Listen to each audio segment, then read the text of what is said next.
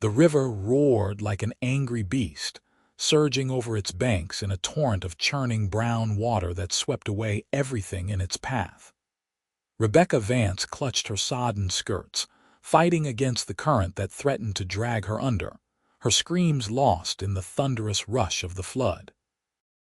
Terror gripped her heart as she was torn from the safety of the campsite, her fingernails scraping uselessly against rock and root, while the water pulled her relentlessly downstream.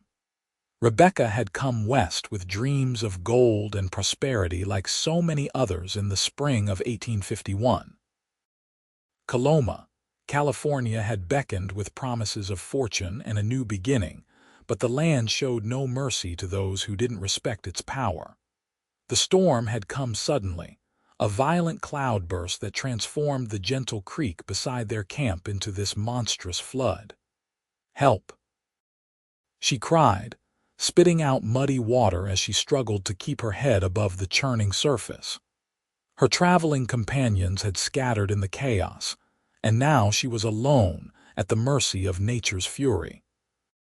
Through the spray and foam, she caught sight of a figure on horseback galloping alongside the raging current.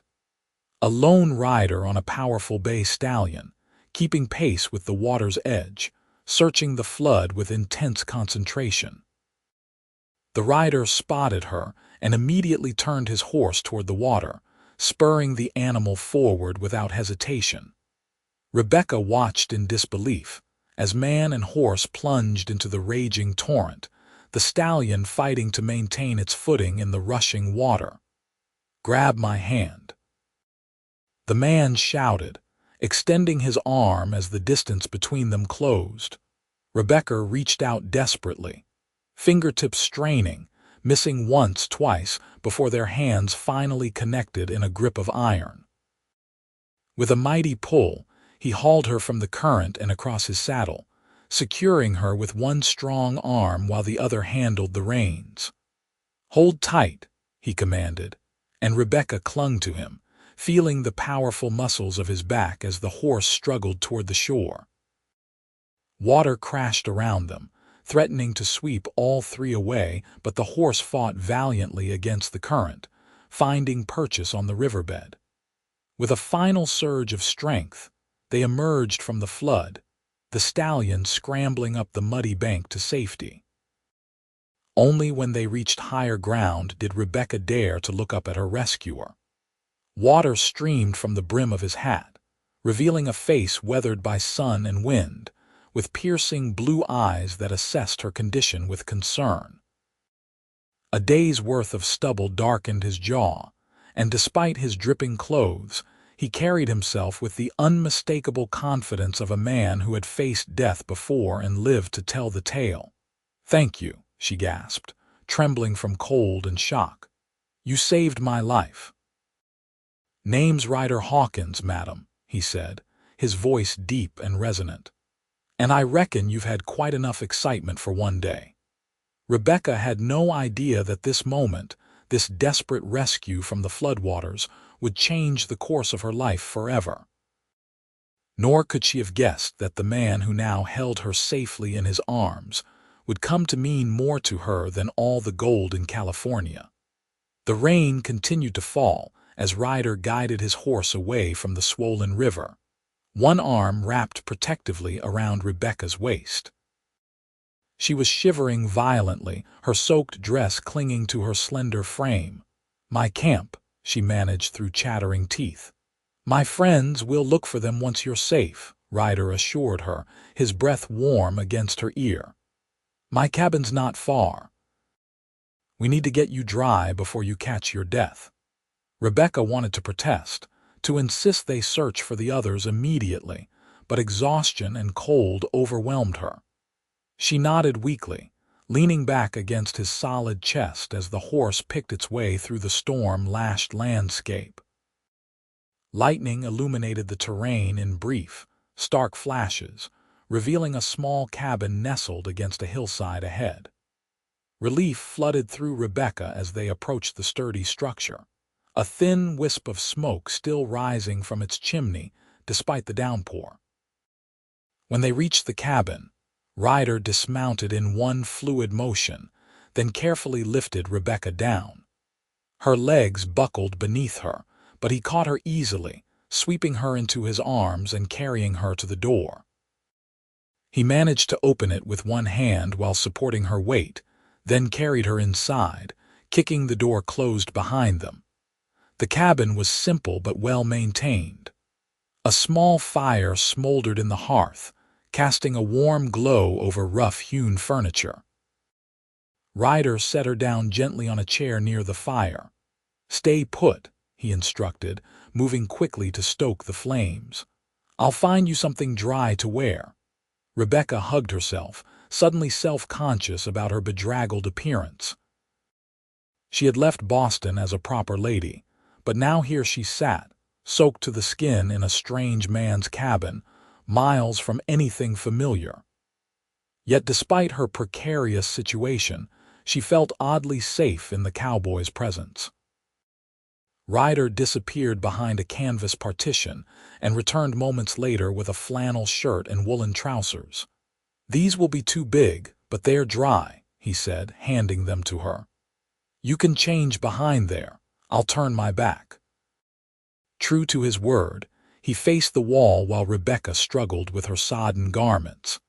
The simple act of removing her heavy, waterlogged dress was exhausting. When she finally emerged in his oversized clothes, she found Ryder hanging her dress and petticoats near the fire to dry. "Thank you again," she said softly. "I don't know what would have happened if you hadn't found me." Ryder turned to face her, his expression somber. "What were you doing out there anyway? Don't you know better than to camp near the river during spring rains?" "We were told it was a safe location," Rebecca defended, tucking a strand of wet hair behind her ear. "We're part of a company headed for the goldfields, started from Placerville 3 days ago." Ryder's expression darkened. "Let me guess, Thomas Blackburn's outfit?" Rebecca nodded, surprised. "Yes. How did you know?" "Blackburn's notorious for cutting corners," Ryder growled. "He leads greenhorns to dangerous spots if it saves him a mile or two of travel. Been trying to get the authorities to stop him for months." "I paid him $20 for safe passage to Coloma," Rebecca said, dismayed.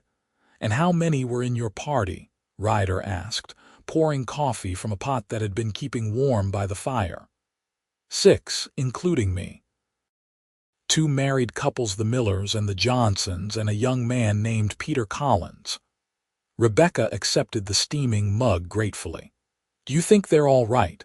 If they had sense enough to head for high ground, they might be." Ryder's tone wasn't encouraging. "Once this rain lets up, we'll see about finding them." Rebecca sipped the strong, bitter coffee, letting it warm her from within. "I came west to start a new life," she said quietly. "My father died last year, leaving considerable debts. There was nothing left for me in Boston." "And you thought you'd strike it rich in the goldfields?" Ryder asked, raising an eyebrow. "Not exactly. I'm a teacher by training," she explained. "I heard there's good money to be made educating miners' children in the boom towns." "That's true enough," Ryder conceded, settling into a chair across from her. "Plenty of families coming west these days and precious few schools." He studied her with those penetrating blue eyes. "You're a long way from Boston, Miss." "Vance. Rebecca Vance," she supplied. "And yes, it's farther than I ever imagined traveling." Outside, the storm continued to rage, rain lashing against the small windows of the cabin. Lightning flashed, followed by a deafening crack of thunder that made Rebecca jump, nearly spilling her coffee. "Storm's right on top of us," Ryder observed, seemingly unaffected by the tumult. "You're lucky I was out checking the creek level when I was. Another few minutes and—" He didn't finish the sentence, but he didn't need to. They both knew what would have happened if he hadn't reached her in time. "What about you, Mr. Hawkins?" Rebecca asked, seeking to change the subject. "What brought you to California?" A shadow passed over his face. "Same as most, I suppose, looking for something different." He set down his mug. Used to ride for the Pony Express until that folded. Came west after the war, tried my hand at mining, then cattle. Now I do a bit of everything, guide parties through the mountains, hunt, trap, deliver mail to the outlying camps. Rebecca sensed there was more to his story than he was telling, but she didn't press. Everyone who came west had their reasons, and many preferred to leave their past behind them. You must know this area well then, she said instead. Better than most, he agreed. Been here 5 years now. Seen the country change, more people, more towns springing up. Coloma's hardly recognizable from when I first arrived. Because of the gold. That's what started it. Marshall's discovery at Sutter's Mill changed everything. Ryder stared into the fire, his profile strong against the dancing flames. But it's not just prospectors anymore. Merchants, farmers, families looking for land. California's growing fast. Rebecca found herself studying him as he spoke. Despite his rough appearance, there was an intelligence in his eyes and a precision to his speech that suggested education. Not for the first time, she wondered what circumstances had brought him to this solitary existence in the wilderness. The conversation lulled, and Rebecca realized how exhausted she was. The ordeal in the river had drained her completely, and now that she was warm and relatively safe, fatigue washed over her in waves. Ryder noticed her struggling to keep her eyes open. "You should rest," he said, rising from his chair. "Take the bed. I'll keep watch and wake you if the weather breaks." "I couldn't possibly," Rebecca began to protest, but Ryder cut her off with a firm shake of his head. "No argument, Miss Vance. You've been through enough today." His tone softened slightly. "Besides, I'm used to sleeping rough. The chair will do fine for me." Too tired to argue further, Rebecca allowed him to guide her to the small bed in the corner of the cabin. The mattress was stuffed with straw and covered with a wool blanket, but at that moment, it felt as luxurious as any feather bed in Boston. "Thank you, Mr. Hawkins," she murmured as she lay down. "Ryder," he corrected. "Out here formalities don't mean much." "Ryder then," she said softly. "And please call me Rebecca." He nodded once, then returned to his chair by the fire. The last thing Rebecca saw before sleep claimed her was his silhouette against the flames, solid and reassuring, standing guard against the chaos of the storm. Dawn broke clear and bright, the storm having spent itself during the night. Rebecca woke to the aroma of coffee and frying bacon, momentarily disoriented by her unfamiliar surroundings. Then memory returned, the flood, the rescue, the cabin, and she sat up abruptly. Ryder stood at the small cast-iron stove, turning bacon in a skillet. He changed into dry clothes, a blue cotton shirt, sturdy canvas trousers, and suspenders. His dark hair was combed back, still damp from washing, and he'd shaved, revealing a strong jawline previously hidden by stubble. "Morning," he said, glancing over his shoulder. "Thought you might be hungry." Rebecca suddenly became acutely aware of her appearance, hair tangled, face unwashed, wearing Ryder's oversized clothing. She smoothed her hair self-consciously. "Good morning. Is there somewhere I might freshen up?" Ryder nodded toward a basin on a small table. "Fresh water there. Soap too, if you want it." Rebecca thanked him and moved to the basin, grateful for the chance to restore some semblance of propriety. She washed her face and hands, then did her best to comb through her tangled hair with her fingers. "Your dress is dry," Ryder said, pointedly keeping his gaze on the cooking food. Behind the partition. Rebecca found her clothes hanging neatly, still somewhat wrinkled but mercifully dry. She changed quickly, relieved to be back in her own garments despite their bedraggled state. When she emerged, Ryder had set out 2 tin plates with bacon and biscuits. "It's simple fare," he apologized, "but it'll keep your strength up." "It looks wonderful," Rebecca assured him, suddenly realizing how ravenous she was. They ate in companionable silence for a few minutes before Rebecca asked, "What do you think happened to the others?" Ryder considered her question carefully. "Best case, they made it to higher ground and waited out the storm. There's a ridge about a half-mile north of where your camp was. If they headed there, they should be fine.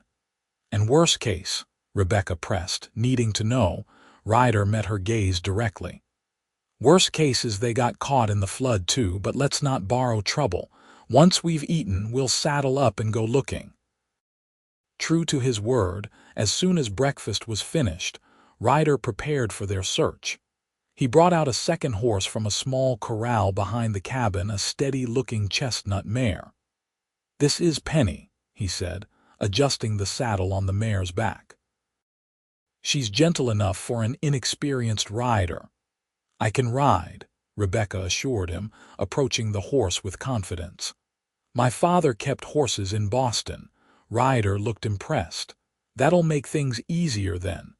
They set out under a sky washed clean by the previous night's storm. The landscape was transformed, muddy and debris-strewn where the flood had passed through, but already beginning to recover under the warm California sun. Birds called from the trees, and wildflowers dotted the hillsides with splashes of color. As they rode, Rebecca couldn't help but admire the countryside. Despite the devastation left by the flood, there was a raw beauty to the land that stirred something within her. The rolling hills, the distant mountains, the vast open sky, it was unlike anything she'd known in the confined streets of Boston. "It's beautiful," she murmured, almost to herself. Ryder glanced at her. "Different from what you're used to, I expect." "Very different," she agreed. "But in a good way. There's so much space." "That's what drew me west," Ryder admitted. "The freedom of it, room to breathe." They followed the river downstream, scanning both banks for any sign of the missing travelers. The water had receded considerably but was still running high and fast. Debris hung in tree branches, marking how high the flood had risen. After about an hour's ride, they rounded a bend and saw a plume of smoke rising from the trees ahead. Hope surged in Rebecca's heart. "Could that be them?" she asked eagerly. "Let's find out," Ryder replied, urging his horse into a faster pace. They approached carefully, Ryder signaling Rebecca to stay slightly behind him. As they drew nearer, voices carried on the breeze, familiar voices that made Rebecca want to cry with relief. "It's them!" she exclaimed, spurring Penny forward into a clearing where 4 bedraggled figures huddled around a small campfire. "Rebecca!" cried Martha Miller, jumping to her feet. "Oh, thank the Lord! We thought you were lost." Rebecca dismounted quickly and was immediately surrounded by her traveling companions, all talking at once in their excitement and relief. "The current took you so fast. We tried to follow along the bank when darkness fell. We had to stop searching." George Miller, a stout man with a kindly face, shook his head in wonder. "It's nothing short of a miracle to see you alive, Miss Vance." "Not a miracle," Rebecca corrected, turning to introduce Ryder, who had dismounted and was standing a respectful distance away. "This man saved my life. Mr. Ryder Hawkins." The group turned their attention to Ryder, expressions of gratitude replacing their initial wariness. "We're in your debt, sir," said John Johnson, stepping forward to shake Ryder's hand. "If you hadn't found her—" "Just happened to be in the right place," Ryder replied modestly. Rebecca noticed something, or rather, someone was missing. "Where's Peter? Did he make it out all right?" A somber look passed between the Millers and Johnsons. It was Sarah Johnson who finally spoke, her voice tight with emotion. "Peter tried to save you, Rebecca. He went into the water after you were swept away." She paused, blinking back tears. We haven't seen him since." The news hit Rebecca like a physical blow. Peter Collins had been barely 22, full of enthusiasm and plans for the future. The thought that he might have died trying to save her was almost unbearable. "We need to search for him," she insisted, looking to Ryder for support.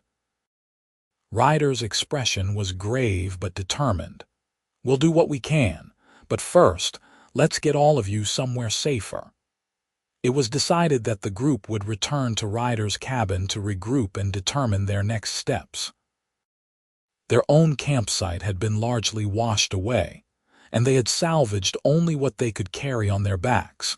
As they made their way back, Rebecca rode beside Ryder, her heart heavy with worry for Peter and gratitude for her own rescue. "You think there's any chance Peter survived?" she asked quietly. Ryder considered the question with the seriousness it deserved. "There's always a chance. The river's treacherous, but if he managed to grab onto something or make it to shore downstream." He left the sentence unfinished. "We'll organize a proper search once your friends are settled." At the cabin, Ryder proved himself a generous host despite the sudden influx of guests. He shared his limited provisions without complaint and helped the men construct a temporary lean-to shelter adjacent to the cabin for additional sleeping space. That evening, as they sat around Ryder's hearth eating a simple stew he had prepared, George Miller raised his tin cup in a toast. "To Mr. Hawkins, whose kindness and quick thinking saved our Rebecca." The others murmured agreement, raising their cups as well. Ryder looked uncomfortable with the attention. "Anyone would have done the same." "No, sir, they wouldn't have," John Johnson disagreed firmly. "Most men wouldn't risk their lives riding into a flood like that." "Why did you?" Martha asked, her curiosity evident. "You didn't know Rebecca. You had no reason to risk yourself for a stranger." Ryder's gaze shifted to the flames, and for a moment Rebecca thought he might not answer. When he spoke, his voice was quiet but firm. "Where I come from, you don't need a reason to help someone in trouble. It's just what you do." Rebecca found herself studying him again, intrigued by this man of few words but decisive actions. There was more depth to Ryder Hawkins than his rugged exterior suggested. The next morning, Ryder organized a search party for Peter Collins. Several men from nearby claims joined the effort, combing both sides of the river for miles downstream. Rebecca insisted on participating despite Ryder's concerns about her recent ordeal. "I'm not made of glass, Mr. Hawkins," she told him firmly as they set out, "and I owe it to Peter to help look for him." Ryder gave her a long look, then nodded. "Stay within sight of me," was all he said. The search continued for 3 days, with groups methodically covering every bend in the river and patch of underbrush where a body might have washed up. On the 3rd day, they found Peter's hat caught in some branches, but of the young man himself, there was no sign.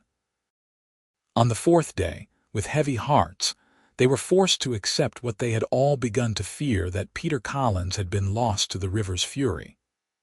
A small memorial service was held on a bluff overlooking the water, with Reverend White from Coloma offering prayers for the young man's soul. Rebecca wept quietly during the service, the weight of guilt pressing down on her. If Peter hadn't tried to save her, he might still be alive. Afterward, as the others made their way back to Ryder's cabin, Rebecca remained at the bluff, staring out at the river that had changed so many lives in a matter of moments. She didn't hear Ryder approach until he spoke. "It wasn't your fault," he said gently. Rebecca wiped away tears with the back of her hand. "He died trying to save me." "He died being the kind of man who wouldn't stand by while someone was in danger," Ryder corrected. "That's a choice he made. Honoring his memory means remembering his courage, not blaming yourself." His words, simple and direct, offered more comfort than all the platitudes she had heard at the service. Rebecca nodded, unable to speak past the lump in her throat. They stood together in silence for a long moment, watching as the sun began its descent toward the western horizon, casting long shadows across the landscape. "What will you do now?" Ryder finally asked. "Your friends are talking about continuing to Coloma tomorrow." Rebecca had been pondering this question herself. The Millers and Johnsons were determined to reach the goldfields and begin their new lives, but Rebecca found herself hesitating. "I'm not sure," she admitted. "The school position I was promised is in Coloma, but after everything that's happened." "You're having second thoughts about coming west," Ryder guessed.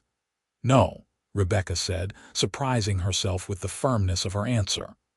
"No, I still want to build a life here. I just wonder if Coloma is where I'm meant to be." Ryder seemed to weigh his next words carefully.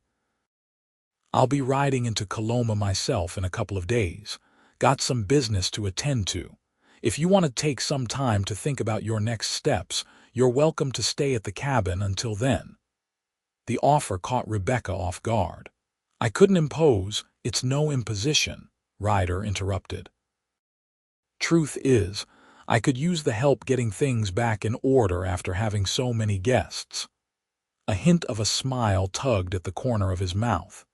"Besides, you seem like someone who might benefit from a bit of quiet to sort out your thoughts." Rebecca considered his suggestion. The idea of rushing into Coloma immediately after the trauma of the flood and Peter's loss was unappealing. A few days of peace to regain her equilibrium sounded like exactly what she needed. "Thank you," she said sincerely. "I think I would like that." That evening, Rebecca informed the Millers and Johnsons of her decision to delay her journey to Coloma by a few days. Though surprised, they respected her choice, promising to inquire about her teaching position when they arrived and send word back with Ryder. The next morning, after emotional farewells and repeated expressions of gratitude to Ryder, the two couples departed for Coloma. Rebecca watched them go with mixed feeling sadness at parting from the companions who had shared her journey from Placerville, but also a strange sense of anticipation for the days ahead. Alone with Ryder for the first time since her rescue, Rebecca felt a momentary awkwardness. What was the proper etiquette for a young woman staying in the cabin of a man she barely knew? In Boston, such an arrangement would have been scandalous beyond measure. But this wasn't Boston, she reminded herself. The rules of frontier life were different by necessity. "I'll earn my keep," she assured Ryder as they went about tidying the cabin after their guest's departure. "I'm a fair hand at cooking and mending." "I won't turn down a decent meal," Ryder replied with a hint of humor in his eyes. "Been living on my own, cooking too long." The next few days fell into a surprisingly comfortable rhythm. During the day, Rebecca helped with tasks around the cabin, cooking, cleaning, mending a torn shirt of Ryder's while Ryder tended his horses, repaired a section of corral fence damaged in the storm, and hunted for fresh meat.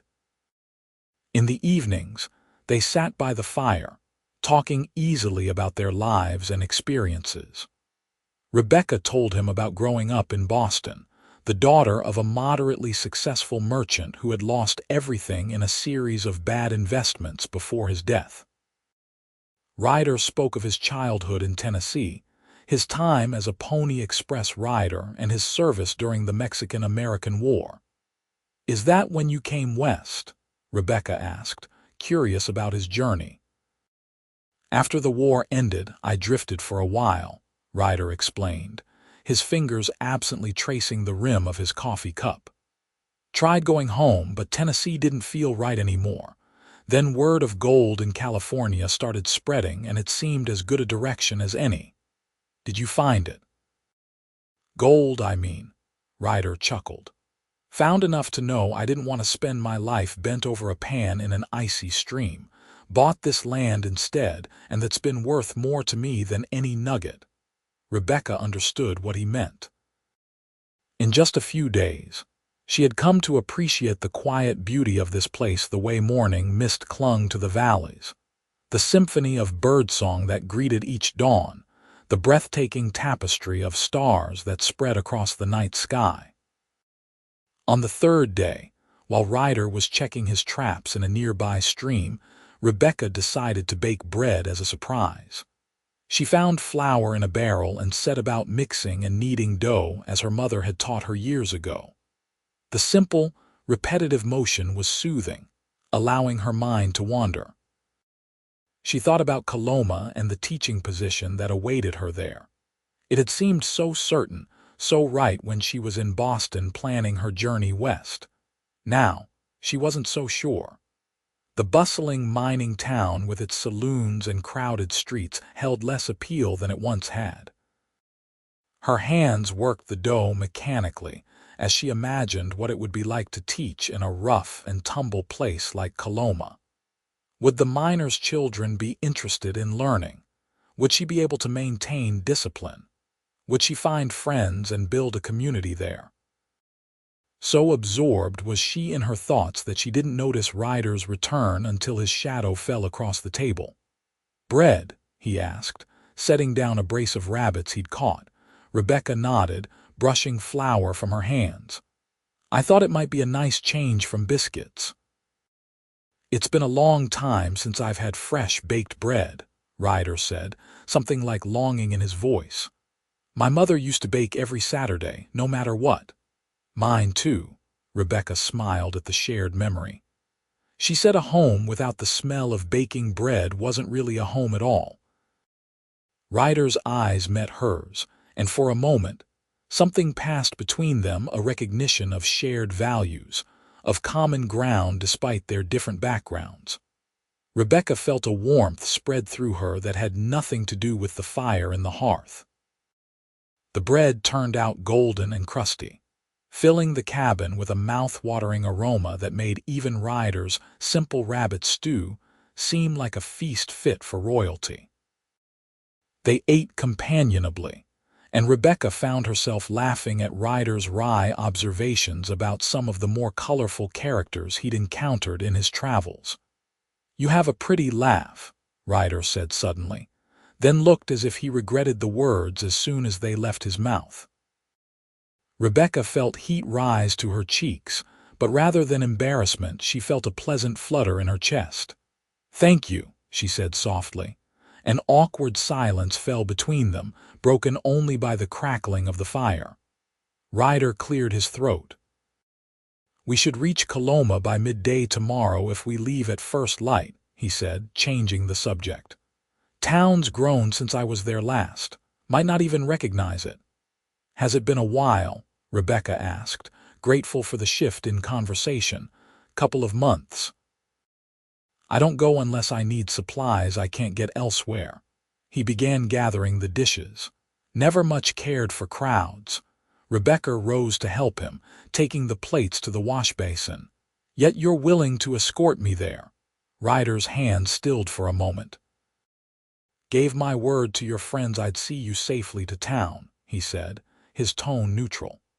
"Besides, I need to pick up some things myself." That night, as Rebecca lay in the bed Ryder had insisted she continue using while he slept in a bedroll near the fire, she found sleep elusive. Tomorrow she would begin her new life in Coloma, and the thought filled her with unexpected melancholy. In just a few days, this cabin and its owner had come to represent safety and comfort in a way she couldn't quite articulate.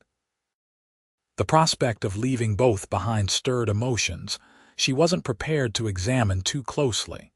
Morning came all too soon, gray light filtering through the cabin's small windows.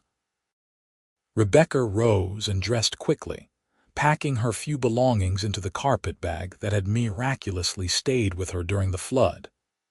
By the time she emerged from behind the partition, Ryder had coffee brewing and was loading supplies into saddlebags.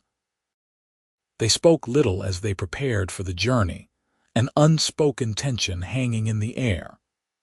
After a simple breakfast, Ryder saddled both horses, securing Rebecca's bag behind Penny's saddle. The ride to Coloma took them through valleys and over hills covered with wildflowers and scrub brush. Spring was in full bloom, painting the landscape in vibrant hues that would soon fade under the harsh summer sun. Under different circumstances, Rebecca would have found the scenery uplifting, but today her heart was heavy with an emotion she couldn't name. As they crested a final ridge, Coloma came into view in the valley below a sprawling settlement of wooden buildings, canvas tents, and makeshift structures spread along the banks of the American River. Smoke rose from numerous chimneys and cook fires, and even from this distance, Rebecca could see the bustling activity of a town in the grip of gold fever. "There it is," Ryder said unnecessarily, drawing his horse to a halt beside hers. "Coloma." Rebecca stared down at what was to be her new home, trying to summon enthusiasm. "It's larger than I expected. Lot of people chasing dreams," Ryder observed, his tone neither approving nor critical. "Some find what they're looking for, most don't." They descended into the valley, the sounds of the town growing louder as they approached hammering from a blacksmith shop, the discordant notes of a piano from a saloon, shouts of men working claims along the river, the laughter of children playing in the muddy street. Ryder led the way through the main thoroughfare, navigating around wagons, riders, and pedestrians with practiced ease. Rebecca followed closely, overwhelmed by the noise and activity after the peaceful solitude of Ryder's cabin. They stopped in front of a two-story building with a freshly painted sign declaring it the Coloma Hotel and Dining Room. "This is where your friends said they'd be staying," Ryder explained, dismounting and coming around to help Rebecca down from her horse. "The Millers and Johnsons should be here, if all went well with their journey." Rebecca allowed him to lift her from the saddle, his strong hands spanning her waist effortlessly. For a brief moment, they stood close, too close, and Rebecca found herself staring up into those intense blue eyes, unable to look away. Then Ryder stepped back, releasing her, and the moment was gone. "Thank you," Rebecca said, "not just for the assistance but for everything, the rescue, the shelter, the companionship of the past days." "You're welcome, Rebecca," he replied, her name sounding different somehow when he said it. They entered the hotel, the relative dimness inside a stark contrast to the bright sunshine outside. It took a moment for Rebecca's eyes to adjust, but when they did, she spotted Martha Miller waving enthusiastically from across the room. "Rebecca, you made it." Martha hurried over, embracing her warmly. "We've been so eager for your arrival, and Mr. Hawkins, thank you for bringing her safely." Ryder nodded acknowledgement, his expression unreadable. The other Millers and Johnsons soon joined them, and Rebecca found herself swept up in a flurry of conversation and activity. Yes, they had inquired about her teaching position. Yes, the school committee was still eager to meet her.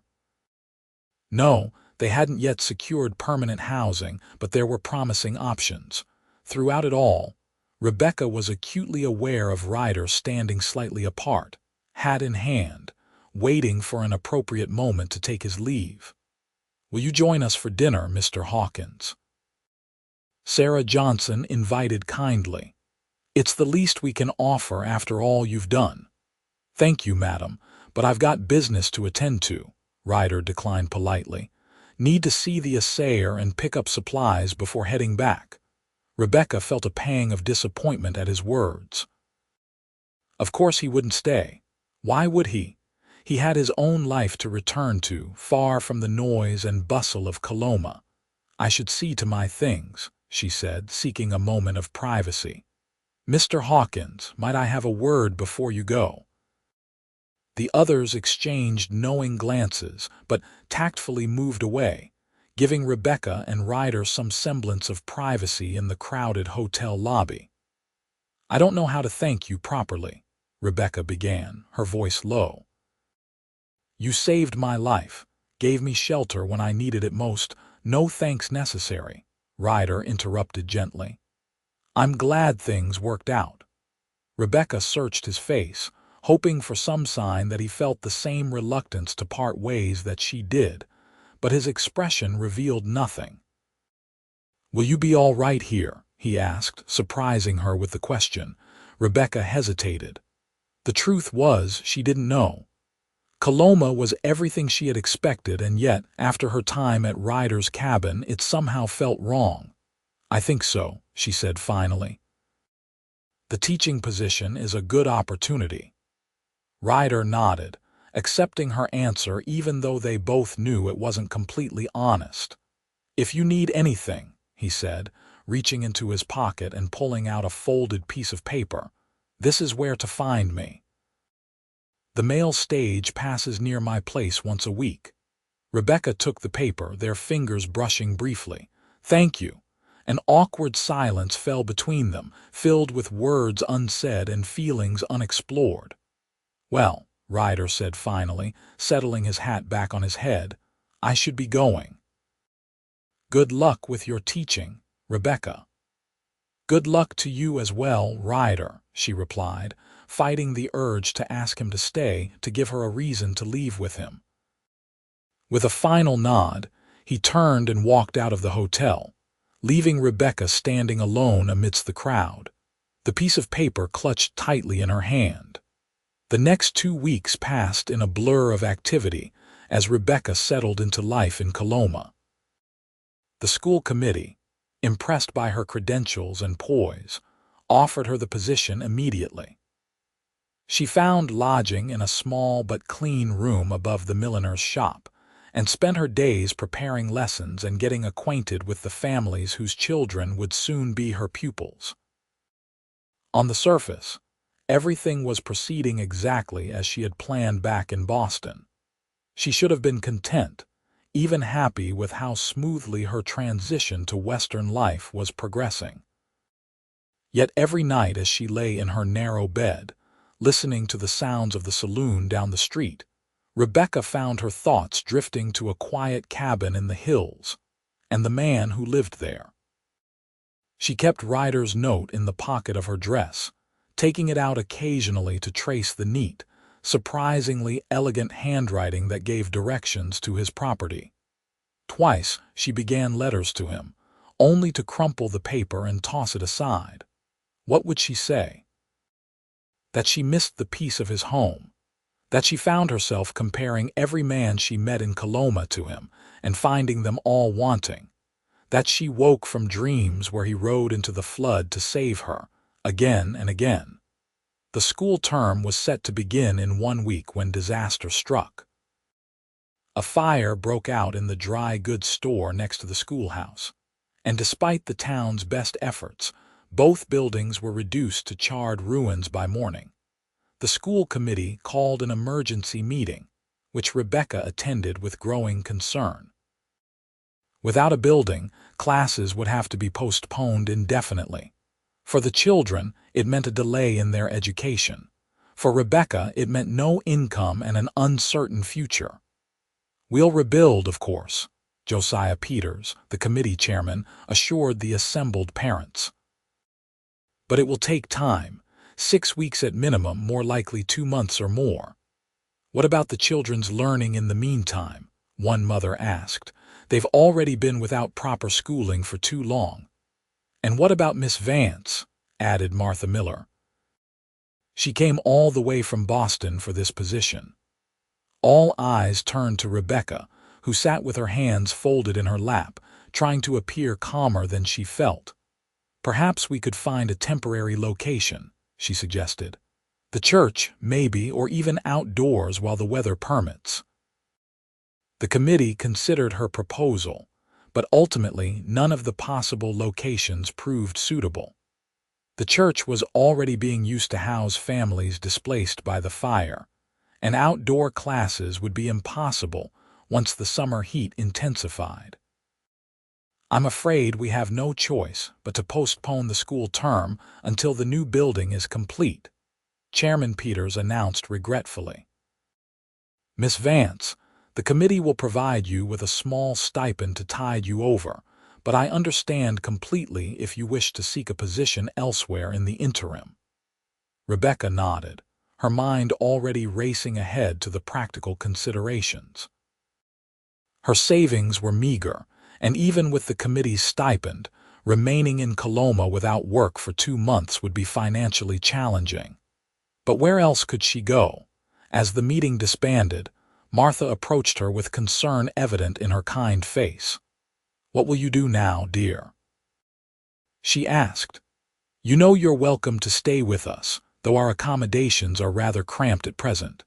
Rebecca thanked her for the offer but declined.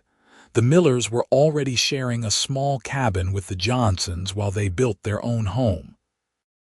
Adding another person to their household would be an imposition she couldn't in good conscience accept.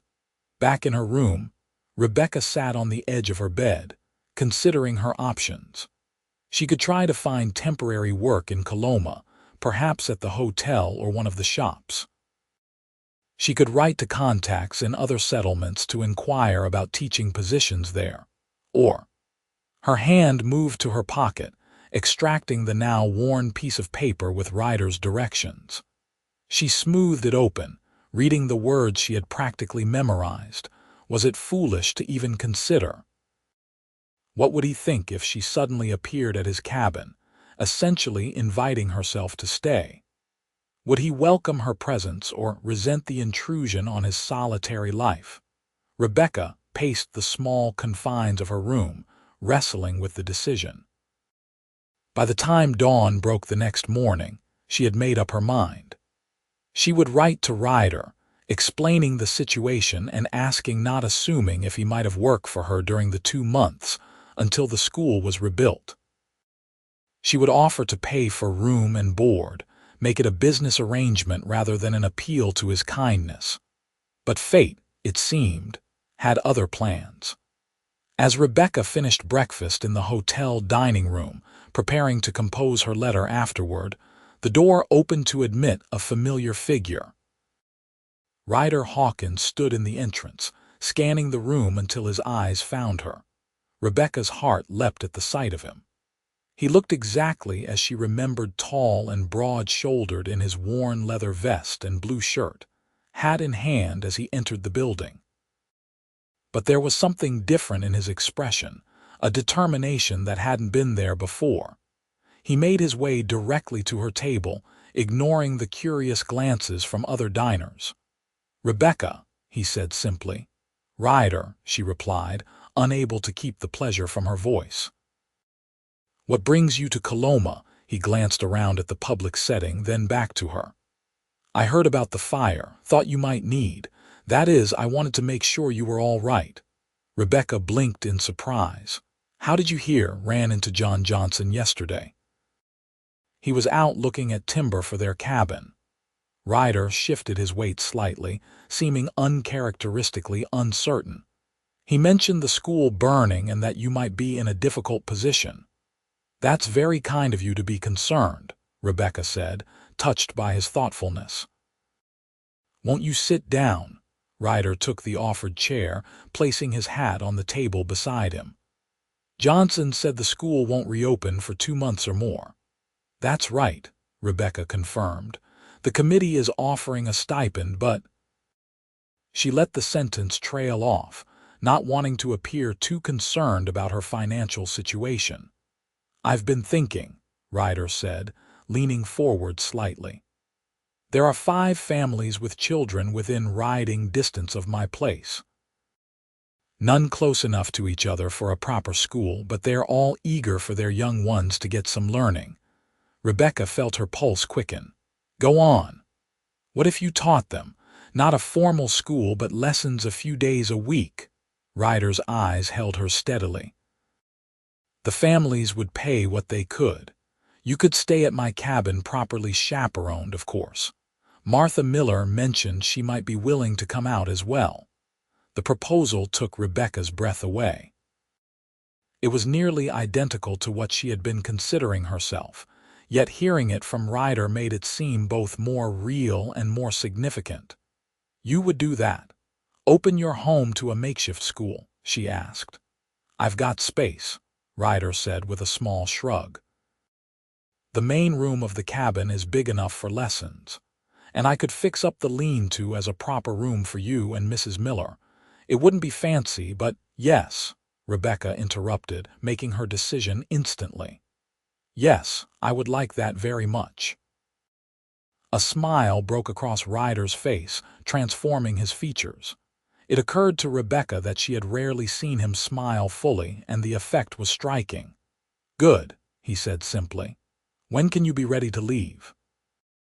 I'd need to speak with the school committee, let them know my plans, Rebecca replied, already mentally listing what she would need to pack. And I should talk to Martha about the arrangement, but I could be ready by tomorrow, I think. I'll be here, Ryder promised. True to his word, Ryder returned the next morning with both horses saddled and ready for the journey. Martha Miller had enthusiastically agreed to accompany Rebecca, seeing it as an opportunity to help both her young friend and the children in the outlying areas. The school committee, though surprised by the arrangement, gave their blessing. Chairman Peters even provided Rebecca with a small collection of books and slates to use for her rural pupils. As they rode away from Coloma, Rebecca felt a weight lifting from her shoulders with each mile that passed. The town shrank behind them and the open landscape spread before them, welcoming and full of possibility. You're smiling, Martha observed, riding alongside her. Am I? Rebecca touched her cheek, unaware that her inner feelings had been so visible. You haven't stopped since we left town, Martha said knowingly.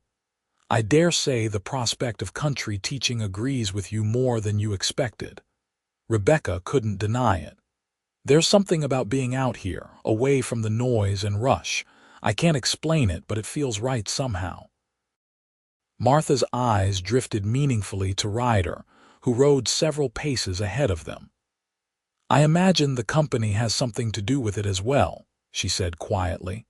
Rebecca felt heat rise to her cheeks but didn't contradict her friend. There was little point in denying what Martha had clearly already discerned. The journey passed pleasantly, with frequent stops to rest the horses and enjoy the beautiful spring weather. By late afternoon, they crested the familiar ridge that overlooked Ryder's property. The cabin looked different to Rebecca, somehow not changed physically, but transformed by perspective. What had once been a temporary shelter now looked inviting, like a place she could belong. Ryder had been busy in the days since deciding to offer his home as a school. As he showed Rebecca and Martha around, it became clear he had put considerable thought and effort into the arrangements. The lean-to had been enclosed fully and divided into two small but private sleeping spaces, each with a narrow bed and small table. The main room of the cabin had been rearranged to accommodate lessons, with a large table positioned near the center and smaller ones along the walls. I thought you might need a proper writing desk, Ryder explained, showing Rebecca a sturdy pine desk he had placed near the window. Made it yesterday, nothing fancy, but it should serve. Rebecca ran her hand over the smooth surface of the desk, deeply moved by the thoughtfulness of the gesture. It's perfect, she said softly. While Martha busied herself arranging their belongings in the lean-to rooms, Rebecca and Ryder stepped outside to discuss practical matters. I've sent word to the families about the school, Ryder told her. They're all eager to start. 11 children in all, ranging from 6 to 14 years old. 11, Rebecca exclaimed. That's more than I expected. People out here value education, Ryder said simply. Not much opportunity for it, so they jump at the chance when it comes along. When should we begin? Rebecca asked, already mentally organizing lessons for different age groups. Day after tomorrow, Ryder suggested. Give you time to settle in and prepare. The children will come 3 days a week, Monday, Wednesday, Friday. Most live too far to travel daily. As they talked through the details, Rebecca was struck by how naturally they worked together, each contributing ideas and solutions. There was an ease between them that she had never experienced with anyone else, a harmony of purpose that made even practical discussions feel intimate somehow. The next day was a flurry of activity as Rebecca organized her teaching materials and prepared the cabin for its new role as a schoolhouse. Martha proved an invaluable assistant, helping to arrange the room and offering suggestions based on her own experience as a mother. Ryder, meanwhile, constructed simple benches for the students and set up a small bell on a post outside to signal the beginning and end of lessons. He worked quietly and efficiently, often anticipating needs before Rebecca even expressed them. By evening, everything was ready for the first day of school. The three of them sat around the fire after supper, tired but satisfied with their preparations. "I can't thank you enough for this opportunity," Rebecca said, looking from Martha to Ryder. "Both of you have been so kind." "Nonsense," Martha replied warmly. "It's a wonderful arrangement for everyone involved. The children get their education, you get to continue teaching, and Mr. Hawkins here gets—" She paused, a twinkle in her eye. "Well, I'm sure there's something in it for him too." Ryder cleared his throat, suddenly very interested in the coffee cup in his hands. "Just seems right is all," he muttered. Later, as Rebecca prepared for bed in her small room, she found herself thinking about Martha's words. What was in this arrangement for Ryder? He had given up a significant portion of his home, disrupted his solitary routine, and gone to considerable trouble and expense, all ostensibly to help children he barely knew receive an education. Was it possible, she wondered, that his motivations had more to do with the teacher than the teaching? The thought sent a pleasant warmth through her, a sensation that followed her into dreams where Ryder rode into raging waters to save her, again and again. The first day of school dawned bright and clear. Rebecca rose early, too excited and nervous to sleep late. She dressed with care in one of her better dresses, a practical navy blue with white collar and cuffs, and arranged her hair in a simple but tidy style. Ryder was already up when she emerged, stoking the fire and preparing coffee. He looked up at her entrance, and something in his expression made her stomach flutter. "Good morning," she greeted him, suddenly shy. "Morning," he replied, his eyes taking in her appearance. "You look ready for teaching." It wasn't exactly a compliment, but the way he said it made it feel like one. Rebecca smiled, accepting the cup of coffee he offered. "I hope I am. It's been some time since I stood before a class." "You'll do fine," Ryder assured her with a confidence that bolstered her own. The first students arrived shortly after breakfast, 2 brothers and their sister from a homestead about 3 miles away. Their parents, Mr. and Mrs. Thornton, introduced themselves politely, clearly grateful for the opportunity their children were being given. More families followed, until the cabin was filled with the excited chatter of 11 children and the murmured conversations of their parents. Rebecca greeted each family warmly, learning names and ages, and assessing the varying levels of previous education. When it was time for lessons to begin, Ryder rang the bell, and the parents said their goodbyes, promising to return in the afternoon. Some would wait in Ryder's barn or under the shade of nearby trees, while others would use the time to run errands or visit neighbors before collecting their children. Standing before the assembled students, Rebecca felt a familiar surge of purpose. This was why she had come west, to bring knowledge to places where it was valued but scarce. The setting might be different from what she had envisioned, but the essential work remained the same. "Good morning, children," she began with a smile. "My name is Miss Vance, and I'm very pleased to meet all of you. We have much to learn together over the coming weeks." The school day progressed smoothly, with Rebecca dividing the children into groups based on age and ability. Martha assisted with the youngest pupils, showing remarkable patience as they formed their letters on slates with clumsy fingers. Ryder, to Rebecca's surprise, did not absent himself from the proceedings. He moved quietly about the property, visible through the windows as he worked on various tasks, but always within earshot of the schoolroom. Occasionally, he would glance inside, a faint smile touching his lips when he caught Rebecca's eye. At midday, they broke for lunch, which the children had brought in pails and baskets. Rebecca joined Martha on the porch, watching as the students played in the yard, their laughter a joyful counterpoint to the usual quiet of the place. "They're good children," Martha observed, "eager to learn." "Yes," Rebecca agreed, "and quite bright, most of them. The Thornton boy William has a remarkable mind for mathematics." "And what do you think of our host?" Martha asked, changing the subject with a directness that caught Rebecca off guard. "He's been watching you, you know." Rebecca felt heat rise to her cheeks. "Mr. Hawkins has been very generous." "That wasn't what I asked," Martha said gently. "Rebecca, I've seen the way you look at each other. There's something there, isn't there?" Rebecca hesitated, then nodded slowly. There was little point denying what Martha had clearly observed. "I don't know what to call it," she admitted.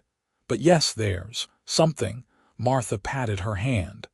"I thought as much. He's a good man, Rebecca. Not one for many words, but his actions speak plainly enough." "Do they?" Rebecca asked uncertainly. "I sometimes think I'm reading too much into simple kindness." "My dear, a man doesn't rearrange his entire life and home on a moment's notice for simple kindness," Martha said with a knowing smile. "But these things take time. Don't rush it." The afternoon lessons went as smoothly as the mornings, and when the school day ended, the returning parents expressed delight at their children's enthusiasm. "William hasn't stopped talking about fractions since he got home," Mrs. Thornton told Rebecca with a laugh. "I believe you've made quite an impression, Miss Vance." After the last family had departed, Rebecca found herself oddly energized rather than exhausted. The day had been demanding but deeply satisfying, confirming her choice of profession in a way her previous teaching experiences never had. "Thank you for today," she said to Ryder as they sat down to supper that evening, "for everything you've done to make this possible." Ryder shrugged, characteristically modest. "You did the hard part, teaching 11 different ages at once. I'd rather face a mountain lion." The comment drew laughter from both Rebecca and Martha, easing the subtle tension that had been building between them throughout the day. As the weeks passed, a routine developed that brought unexpected contentment to all involved. School days were busy and productive, with the children making remarkable progress under Rebecca's guidance. On days without formal lessons, Rebecca would plan and prepare, sometimes riding with Ryder to visit the homes of students who needed extra assistance. These rides together became precious to Rebecca. Away from Martha's knowing gaze, they would talk more freely, sharing thoughts and observations about the children, the land, their lives before California. Ryder, she discovered, was well read despite his lack of formal education, with a keen intellect and thoughtful opinions on everything from farming techniques to literature. "How did you come to know so much about Shakespeare?" she asked one afternoon as they rode home from visiting the Patterson family, whose daughter was struggling with reading. Ryder looked slightly embarrassed. "Had an old volume of his collected works in my saddlebags for years. Good company on lonely trails." Rebecca tried to picture this rugged man, alone by a campfire, reading sonnets and soliloquies. The image was incongruous but somehow fitting. "Which play is your favorite?" she inquired. "The Tempest," he answered without hesitation. Something about being shipwrecked on an island, having to start over. It speaks to me." The depth of his response touched Rebecca deeply. There was so much more to Ryder Hawkins than most people would ever suspect. One evening in mid-June, about a month into their arrangement, Martha announced that she needed to return to Coloma for a few days. "George's letter says they've nearly finished our cabin," she explained over supper. "I should go back to prepare for moving in. The stage passes tomorrow morning. I can catch it at the crossroads." Rebecca felt a flutter of alarm at the prospect of being left alone with Ryder, not because she feared him in any way, but because of what others might think, and, if she was honest with herself, because of the growing intensity of her feelings for him. "Perhaps I should go with you," she suggested, though the thought of returning to Coloma held little appeal. "Nonsense," Martha replied firmly. "The children are counting on their lessons. I'll only be gone 4 days at most, and you two are perfectly capable of managing without me." Ryder had been silent during this exchange, but now he spoke. "I can sleep in the barn while Mrs. Miller is away," he offered, to avoid any appearance of impropriety. The suggestion was practical and considerate, yet Rebecca felt an irrational disappointment at how readily he proposed to distance himself from her. "That's very thoughtful, Mr. Hawkins," Martha said with approval, "though I dare say no one out here would raise an eyebrow. Still, better safe than sorry for Miss Vance's reputation." It was decided then. Martha would leave in the morning and Ryder would temporarily relocate to the barn until her return. Rebecca went to bed that night feeling strangely bereft, as though she was losing something she had never really possessed. The next day, after seeing Martha off, Rebecca taught her class with her usual dedication, but she was acutely aware of Ryder's presence outside the cabin, more distant than usual. When school ended and the children departed, an awkward silence fell between them. "I should move my things to the barn," Ryder said finally, avoiding her gaze.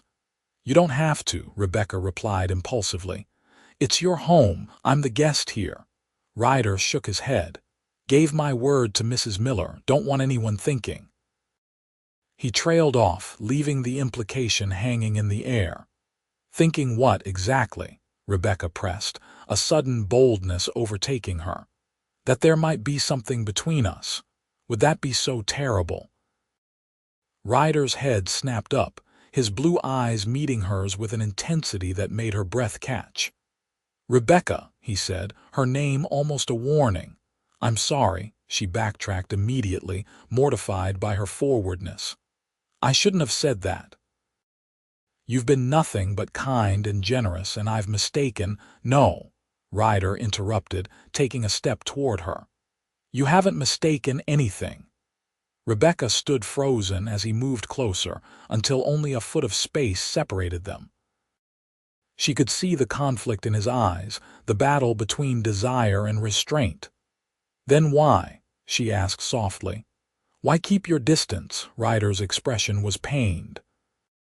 "Because you deserve better than a rough cowboy with nothing to his name but a small piece of land and a cabin that leaks when it rains hard." The raw honesty of his words struck Rebecca to the core. "Is that what you think? That I care about those things?" "You're educated, cultured," Ryder continued. "You belong in town, teaching in a proper school, courted by men who can offer you a life with comforts and society." Rebecca felt a surge of emotion, frustration, tenderness, and something deeper that she was only beginning to understand. "I thought I wanted those things," she admitted. "When I came west, I imagined myself in a growing town, part of a community like the one I'd left behind." She took a deep breath. "But these past weeks have shown me something different. This place, this life, it feels more right to me than anything in Coloma ever did." Ryder's eyes searched hers, looking for any sign of uncertainty or false sentiment. Finding none, he reached out slowly, his hand coming to rest against her cheek. "Rebecca," he said again, but this time her name sounded like a prayer on his lips. The touch of his hand, calloused from work yet infinitely gentle against her skin, sent a tremor through her entire body. Without conscious thought, she leaned into his palm, her eyes never leaving his. "From the moment I saw you in that flood," Ryder said, his voice low and rough with emotion, "something in me changed. I'd lived alone so long I'd forgotten what it was to care for someone, to fear losing them." "You rode into a raging current for a woman you didn't know," Rebecca whispered. "Why?" "Because I couldn't bear to watch you drown," he answered simply. "And every day since then, I've been drowning myself in thoughts of you, in wanting you near, in fighting what I feel because I thought you deserved better. Better than a man of courage and honor. Better than someone who values education and beauty and treats children with kindness." Rebecca shook her head, tears welling in her eyes. "I don't want better, Ryder. I want you." The last of his resistance crumbled at her words. With exquisite care, he bent his head toward hers, giving her every chance to pull away. Instead, Rebecca rose on her tiptoes, meeting him halfway as their lips came together in a kiss that felt like coming home after a long journey. His arms encircled her waist, drawing her closer, and she wound her own around his neck, fingers threading through his hair. The kiss deepened, years of solitude and longing pouring into this one perfect connection between them. When they finally parted, both breathless, Ryder pressed his forehead to hers. "I still think I should sleep in the barn," he murmured, a hint of humor in his voice. Rebecca laughed softly. "I suppose that would be proper. But tomorrow," he continued, "I'd like to ride into town and speak with Reverend White, if you're agreeable." Rebecca's heart leapt at his meaning. About making this permanent," Ryder said, suddenly serious again. "I know it's fast, Rebecca, too fast maybe. But I've spent enough of my life alone to know when something's right, and this you and me, it feels right in a way nothing ever has before." "Yes," Rebecca agreed without hesitation. "It does feel right." They stood together in the fading light, holding each other as the first stars appeared in the evening sky. Tomorrow would bring decisions and plans, practical considerations and explanations to others. But for now, this moment of acknowledgement, of barriers finally broken down, was enough. Ryder kept his word about sleeping in the barn, though it took considerable willpower on both their parts to maintain propriety after their declarations. The next day, they rode to the nearest settlement where they found Reverend White visiting parishioners. The Reverend was surprised by their request, but, seeing the genuine affection between them, agreed to perform a ceremony the following Sunday. This would allow time for the necessary preparations and for Martha to return from Coloma. "Are you certain about this?" the Reverend asked Rebecca privately. "You've not known Mr. Hawkins very long. Some people spend lifetimes together and never truly know each other," Rebecca replied.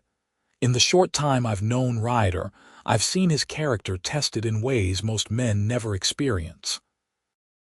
I've watched him risk his life for a stranger, open his home to children who need education, and treat everyone with fairness and respect.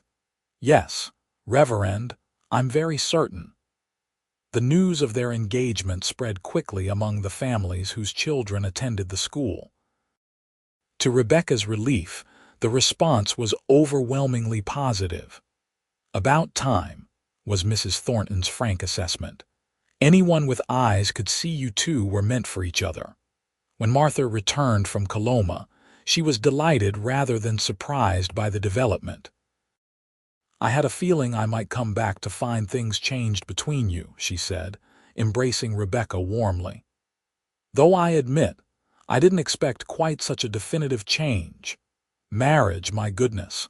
Preparations for the simple ceremony occupied the next few days.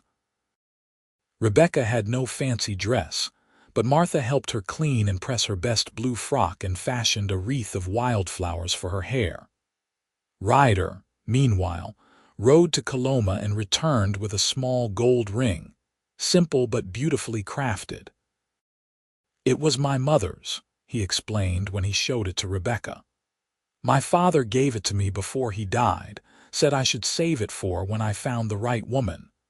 The Sunday of their wedding dawned clear and warm. The ceremony was held in the clearing before Ryder's cabin, now their cabin, with the school families and a few of Ryder's acquaintances in attendance. The Millers and Johnsons made the journey from Coloma, bringing with them Chairman Peters, who announced that the new schoolhouse was nearly complete. "We'll be ready to resume classes in Coloma by the end of July," he informed Rebecca. "Though I understand your circumstances have changed somewhat." Rebecca looked to Ryder, who stood beside her in his best shirt, clean-shaven and hair neatly combed. "Yes, they have," she agreed. "And while I'm honored by the position offered in Coloma, I believe I've found my true calling here." Chairman Peters nodded thoughtfully. The committee had considered establishing a second school to serve the outlying areas. It would be a permanent position, with a small stipend from the county. "Would that interest you, Mrs. Hawkins?" The use of her new name, she wasn't even married yet, sent a thrill through Rebecca. "Very much so," she confirmed. The ceremony itself was brief but deeply moving. Reverend White spoke of love and commitment, of building a life together based on mutual respect and shared purpose. When the time came to exchange vows, Rebecca and Ryder spoke clearly and without hesitation, their promises to each other witnessed by friends who had become like family. "I now pronounce you husband and wife," the Reverend declared. "Mr. Hawkins, you may kiss your bride." Ryder's kiss was tender yet possessive, a promise of all that was to come. The assembled guests cheered and applauded, genuinely happy for the couple who had found each other in such unlikely circumstances. The celebration continued throughout the afternoon, with food and drink shared by all.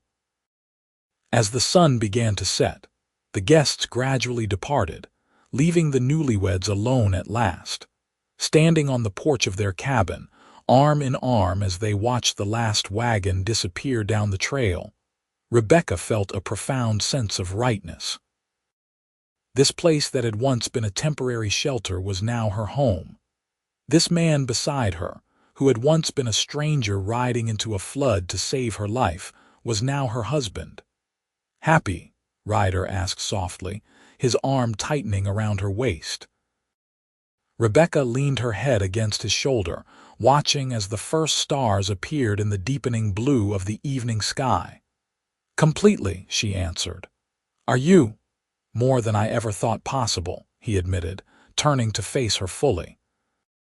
"I spent so many years alone, convinced that was my lot in life. Then a flash flood brought you into my path, and everything changed. Do you ever wonder what would have happened if you hadn't been checking the creek that day?" Rebecca asked, wrapping her arms around his neck. Ryder shook his head. "I try not to think about it, the idea of not finding you, of you being swept away." He couldn't finish the thought. "But you did find me," Rebecca reminded him, rising on tiptoes to press a soft kiss to his lips. "You rode into the current and grabbed my hand. And I don't think either of us has truly let go since." As darkness fell completely, Ryder lifted Rebecca into his arms and carried her across the threshold of their cabin, their home. The door closed behind them, shutting out the world as they began their life together in the place where they had both, unexpectedly, found exactly what they needed. 5 years later, Rebecca sat on the expanded porch of their home, watching as Ryder taught their 4-year-old son, James, to ride a gentle pony in the yard. Their daughter, Sarah, just 2, sat on Rebecca's lap, clapping her hands in delight at her brother's accomplishment. The cabin had grown along with their family, additional rooms added as needed. a larger stable built to house Ryder's expanding horse breeding business, and a proper schoolhouse erected nearby to accommodate the increasing number of children in the area. Coloma had continued to grow as well, but Rebecca had never regretted her decision to remain on this land with Ryder. Her small rural school had flourished, drawing families from miles around who valued the quality of education she provided. Twice a week, she still taught children from the surrounding homesteads. The rest of her time was devoted to her own children and to helping Ryder with the ranch they had built together. "Mama, look!" James called excitedly as the pony trotted in a small circle, his father walking alongside with a guiding hand nearby but not needed. "I'm riding by myself.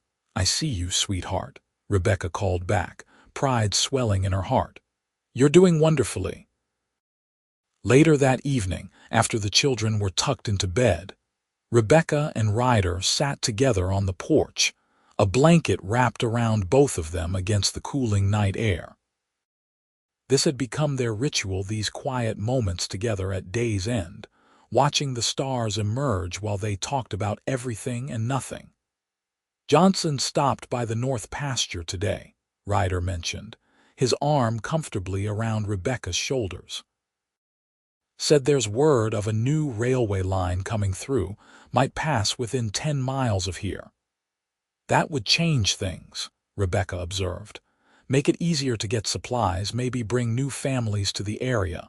Ryder nodded. "Got me thinking about the future. About expanding the school, maybe building something bigger to accommodate more students." Rebecca turned to look at him, touched by his continuing support of her teaching. "You'd want that, more disruption to our quiet life." "Our life hasn't been exactly quiet since the day I found you in that flood," Ryder pointed out with a chuckle. "And yes, I want whatever makes you happy. The school makes you happy." "You make me happy," Rebecca corrected, leaning into his embrace. "You and the children and this place we've built together. The school is important to me, yes, but it's just one part of the life we share." Ryder's expression softened as he gazed down at her. 5 years of marriage had only deepened his love for this remarkable woman, who had brought such unexpected joy to his once solitary existence. "You ever regret it?" he asked, an echo of a question he'd posed on their wedding night and occasionally since. "Staying here instead of going back to town. You could have had a different life." Rebecca shook her head as she always did. "Not for a single moment. This is where I belong, where we belong." She placed her hand over his heart. "From the moment you rode into that flood and grabbed my hand, this has been my path, and it's led me to more happiness than I ever dreamed possible." Ryder kissed her then, a kiss filled with tenderness and gratitude and the comfortable passion of a love that had grown stronger with each passing year. Inside the house, their children slept peacefully. Around them, the land they had nurtured spread in all directions under the vast canopy of stars. And in their hearts, the memory of a desperate rescue during a flash flood remained not as a traumatic recollection, but as the miraculous beginning of a love story neither of them had been looking for, yet both had been waiting for all their lives.